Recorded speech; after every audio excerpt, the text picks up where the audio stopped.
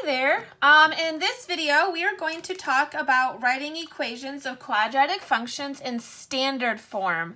So far, we've talked about vertex form with the vertex and factored form with the solutions. These are the solutions right there.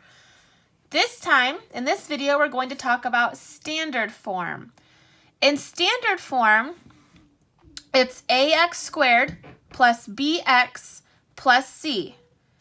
We know how to find a.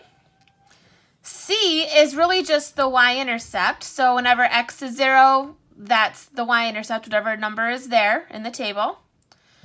B is a little bit trickier to find. So the rest of this video and next video are pretty much going to be dedicated to how to find B, just practicing that. So if we're going to write an equation in standard form for a quadratic function given a table, the first thing that we need to do is we need to find out what A is, and we need to identify C. So to get A, remember that we have to find the second change. So from -6 to -1, it goes up 5. From -1 to 0, it goes up 1.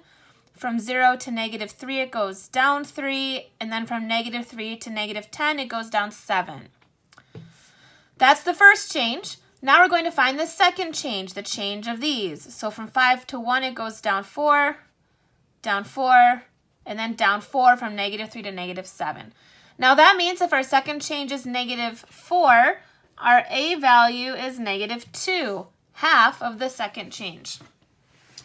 Now C is the y-intercept, and the y-intercept always happens when x is 0. So that is happening right here in our graph, which tells us that C is -1.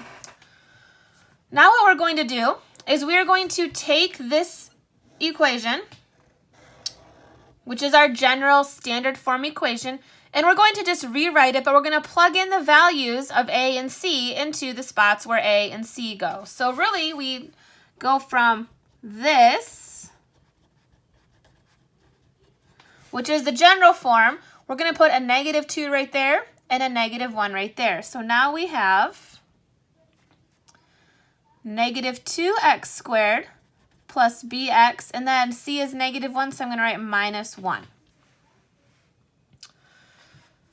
Now we know what A is, we know what C is, now we need to figure out B. To do that, we're going to choose another point in this table. Now, some points, you could choose any point besides this one that we already used, but some points are easier than other points, so we are actually going to use this point right here. Whenever possible, the easiest point to choose is when x equals 1.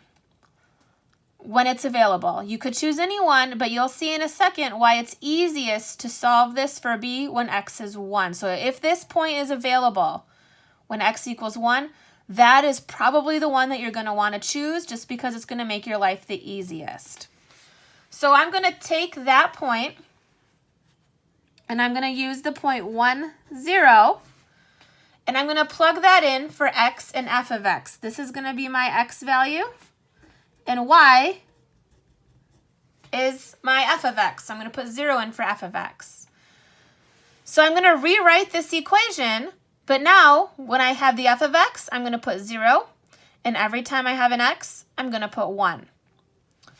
So I have 0 equals -2 times 1 squared plus b times 1 minus 1. So I just rewrote this equation right here. Whoops, sorry.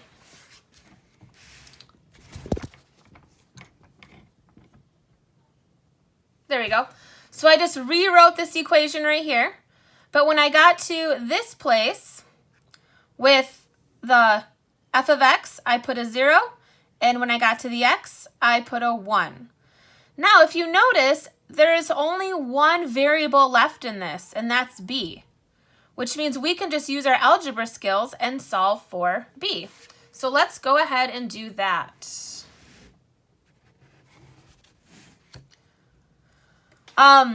So I'm going to take that equation, I'll just rewrite it down here so I have something to work with. And I'm going to start simplifying. Now, in this little term here, I would do the power first because in order of operations, the powers or the exponents come before the multiplying.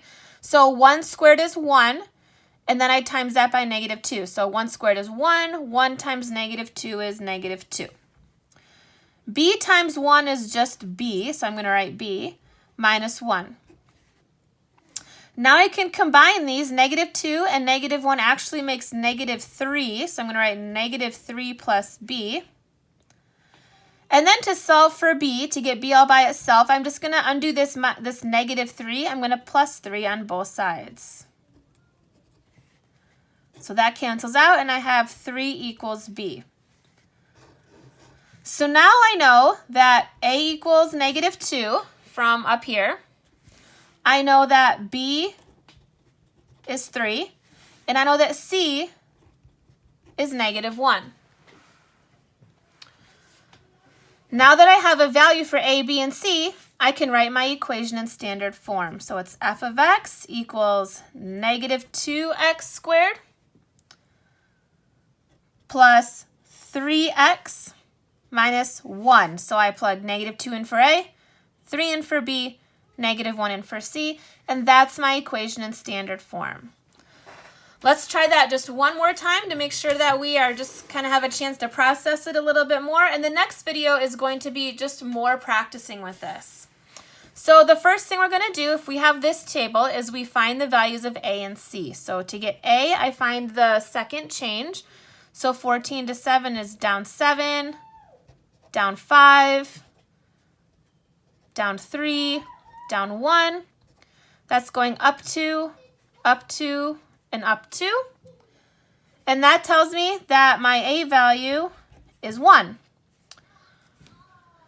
My y-intercept happens when x equals 0. So my y-intercept, my C value is 2. Now I just have to find B. So the first thing I'll do is I'll take my original equation and I'll rewrite it with A equaling 1 and C equaling 2. So now I have 1x squared plus bx plus 2. Now I'm going to pick the point. And remember that this point right here when x equals 1 is going to be the easiest. So I'm going to use that point and I'm going to plug those values in. 1 in for x and -1 in for f of x or y. So now I have -1 equals 1 times 1 squared plus b times 1 plus 2. It's easiest when x equals 1 because then b is just timesing by 1, so it's just a b, and 1 squared is just 1, and just more things simplify easier. But again, you could pick any point. This is just the easiest. So now I'm going to simplify that. So just rewrite it right here so I have something to work with. Move this paper up a little. Okay. So now, 1 squared is 1 times 1 is 1 plus b times 1 is just b plus 2. I can simplify this side because 1 and 2 is actually 3. Now I need to get b all by itself, so I'm going to subtract this 3 on both sides. So you get that -4 equals b. So now I know that I found that a was 1. I just found that b is -4. And from the table, the y-intercept was 2. So when I rewrite my equation, I would get 1x squared minus 4x, because that's b, plus 2, because that's c. And that's my equation in standard form.